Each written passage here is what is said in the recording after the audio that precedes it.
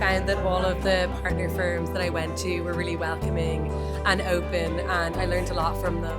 Really nice to connect with actual students that have questions and concerns about the program. Being a history student, you can sometimes feel like a lot of the more corporate opportunities aren't for you.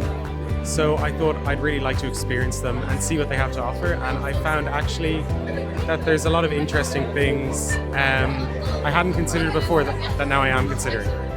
It was a wonderful experience. Everyone was so accommodating. We also found the award an amazing opportunity to broaden our network and connect deeper with the undergrad students of Trinity. Part of it is the networking, because I got to meet so many people from so many walks of life to actually understand how things work here and how different it is from my home place. Nice just to see, what students are looking for, what are their career goals. That was great. I liked it a lot. For us, it was a very nice experience, and we would love to do that in the future again.